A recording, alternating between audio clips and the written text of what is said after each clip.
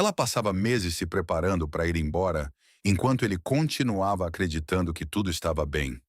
Como pode terminar um relacionamento sem gritos nem grandes brigas? Por que um sente o fim como um colapso enquanto o outro parece em paz? E o que acontece quando você descobre que o término começou muito antes de alguém dizer adeus? Fique até o final, porque entender este padrão muda completamente a forma como vemos os relacionamentos modernos. Para ele, a separação veio como um choque repentino. Um dia havia mensagens, rotinas, planos normais. No seguinte, tudo terminou.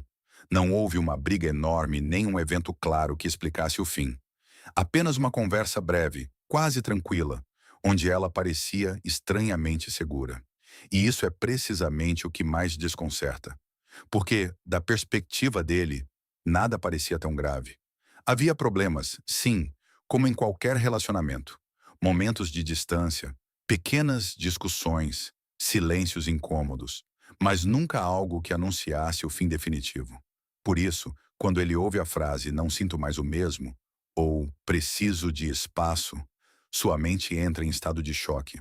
Começa a procurar um erro concreto, uma causa exata, algo que possa consertar. Mas o problema é que o processo não começou naquele dia.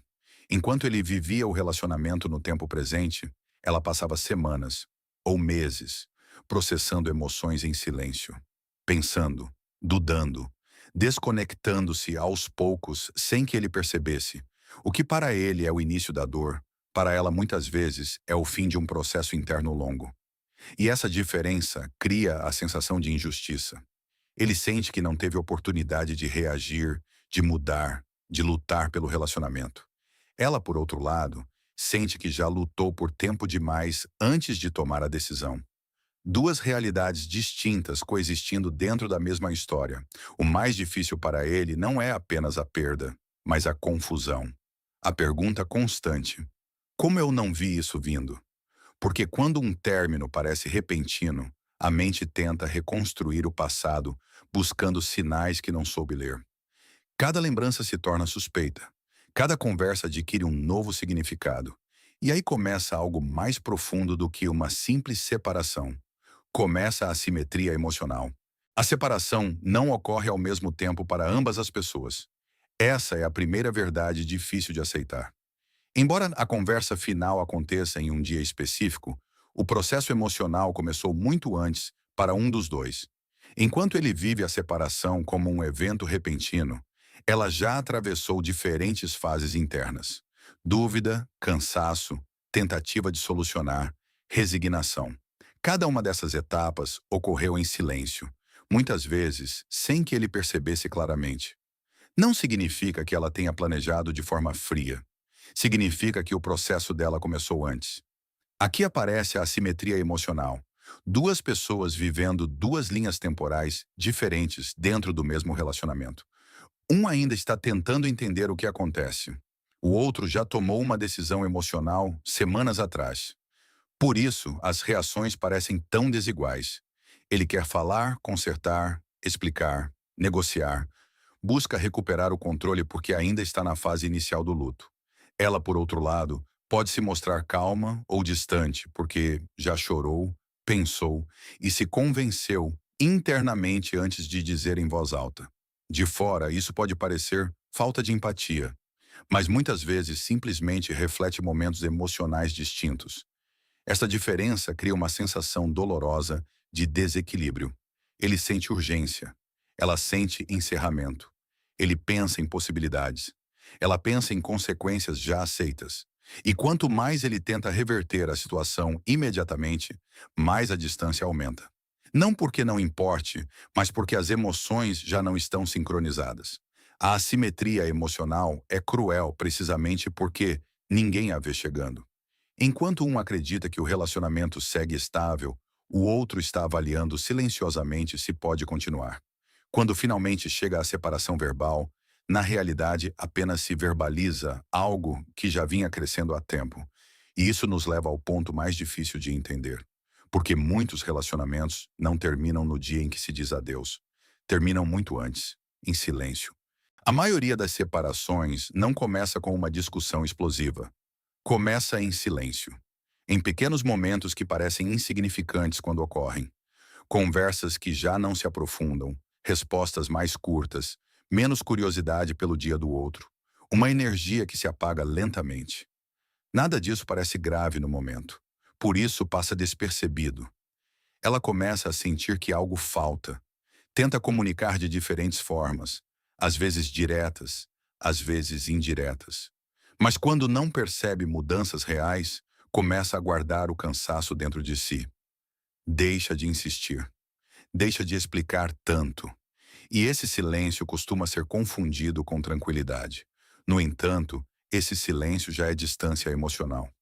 Enquanto ele pode interpretar que tudo está mais calmo, na realidade a conexão está se enfraquecendo. Ela começa a imaginar sua vida sem o relacionamento, a pensar como seria estar sozinha, a medir o peso emocional de ficar ou ir embora. Não é uma decisão instantânea, é uma acumulação. Cada pequena decepção não resolvida se torna mais uma camada. Cada conversa que termina igual reforça a ideia de que as coisas não mudarão. E quando chega esse ponto, o processo interno começa a se orientar para a saída.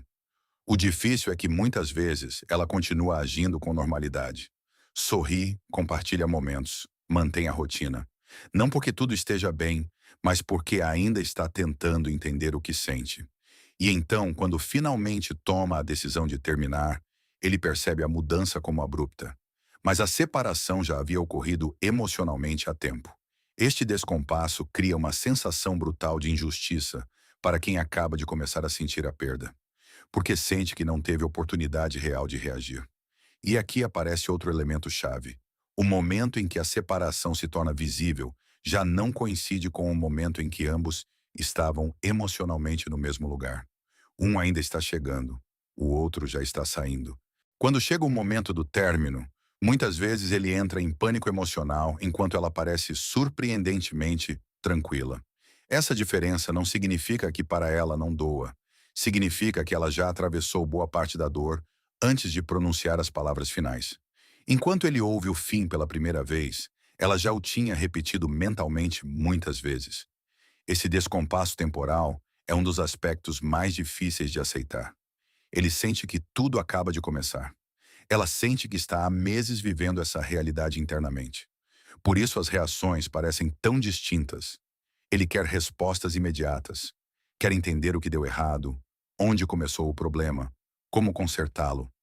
Ela, por outro lado, pode responder com frases curtas ou com uma calma que para ele parece fria. Não porque não exista emoção, mas porque ela já passou pela fase de análise e esgotamento. O cérebro humano precisa de coerência temporal. Quando duas pessoas reagem a partir de momentos emocionais diferentes, surge a confusão. Ele interpreta a tranquilidade dela como indiferença. Ela percebe a insistência dele como algo tardio. E essa diferença aumenta a distância. Além disso, durante esse processo prévio, ela costuma ter falado consigo mesma, com amigas ou com pessoas próximas. Já construiu uma narrativa interna que lhe permite sustentar a decisão. Enquanto isso, ele começa esse processo logo após o término. Por isso tudo lhe parece mais intenso. O tempo emocional não avança igual para ambos. E quando finalmente se cruzam na conversa final, na realidade estão em pontos completamente diferentes do percurso. Entender isso não elimina a dor, mas ajuda a explicá-la. Porque a sensação de que tudo aconteceu rápido demais nasce precisamente de não terem vivido o mesmo processo ao mesmo tempo. E a partir desse momento, ocorre algo ainda mais complicado. Não apenas se perde o relacionamento, também se perde o controle sobre a história que se conta ao redor dele. Após uma separação, não muda apenas o relacionamento entre duas pessoas.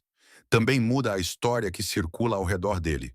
E muitas vezes quem recebe a notícia do término sente que perde o controle sobre como se interpreta o ocorrido.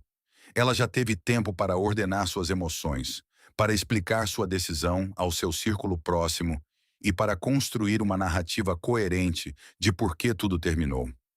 Quando a separação se torna pública, essa versão costuma estar mais estabelecida.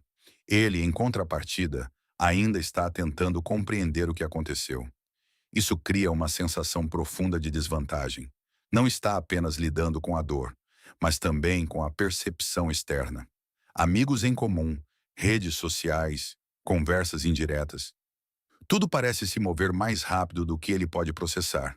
O problema não é necessariamente que alguém esteja mentindo. É que uma pessoa já teve tempo para interpretar a história e a outra não. Enquanto ele tenta reconstruir o passado buscando respostas, a narrativa já está circulando. E isso pode gerar frustração, porque sente que não tem espaço para explicar sua experiência ou que sua versão chega tarde demais. Além disso, existe uma pressão social silenciosa. A expectativa de mostrar-se forte, de aceitar a situação com maturidade, de seguir em frente rapidamente. Mas internamente, o processo mal acabou de começar. A sensação de perder o controle narrativo amplifica a dor, porque ele não se sente apenas abandonado emocionalmente, mas também deslocado do relato de sua própria história.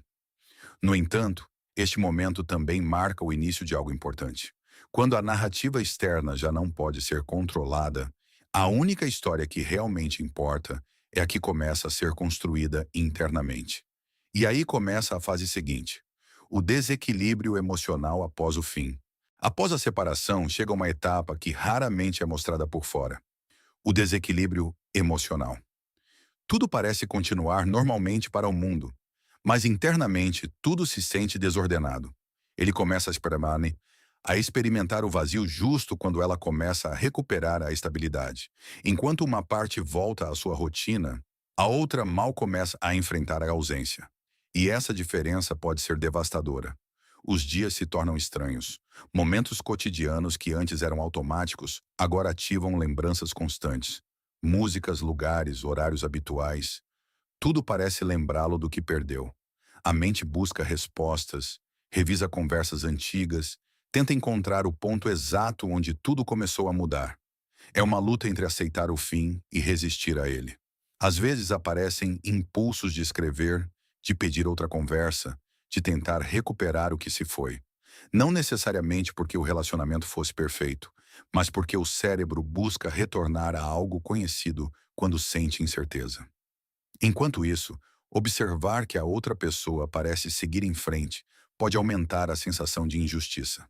Mas, na verdade, não se trata de quem supera mais rápido, mas de quem começou antes o processo emocional.